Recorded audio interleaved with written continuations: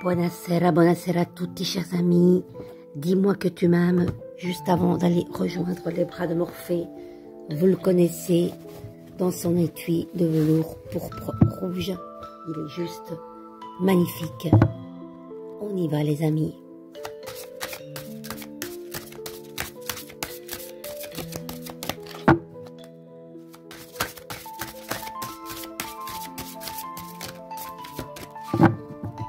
On choisit.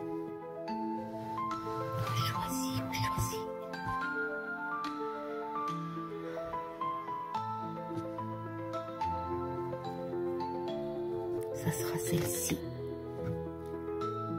Paranoïa, folie et tracas. Mon Dieu, mon Dieu, mon Dieu. On aurait espéré une un peu plus joyeuse, mais les amis, c'est que ça doit être celle-là. Regardez comme elle est particulière. Nous allons découvrir qu'est-ce qui se passe dans ce chaos. Très, très intéressant. J'aime beaucoup ces cartes. Elles sont tellement mystérieuses. J'aime les choses mystérieuses. Allons-y. Il n'y a qu'un fou pour en connaître un. Ah là là, pas facile de garder les idées en place et l'énergie de normalité qui devrait aller avec.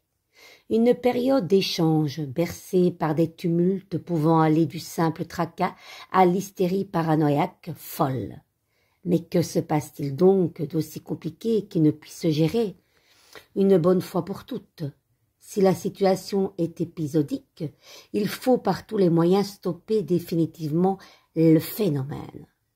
Thérapie, médiation ou soutien de famille, tout doit être envisagé pour l'équilibre du foyer et de ses habitants, surtout s'il y a des enfants.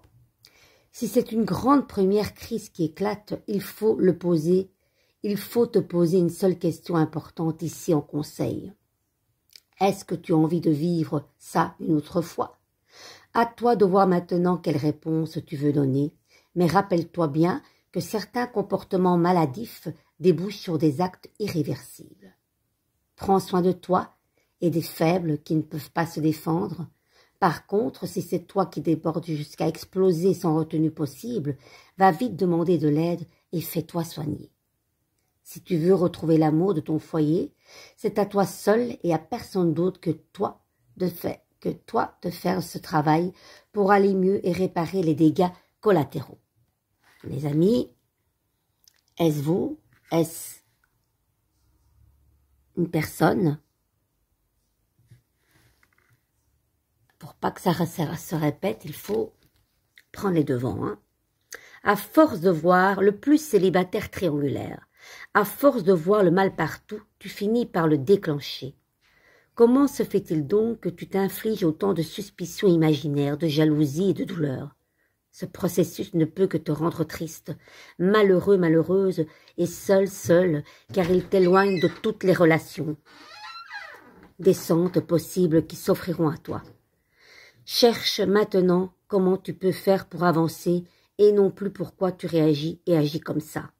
Une thérapie et un suivi médical sont souvent des outils de solution efficaces. Ne crois pas qu'elles soient uniquement destinées aux faibles et aux fous.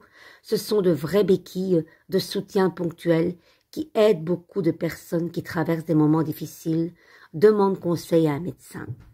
Les amis, un message très puissant. Je ne sais pas. Est-ce que ça vous concerne? Est-ce que ça concerne de vos relations? Enfants, parents? Je ne sais pas, les amis.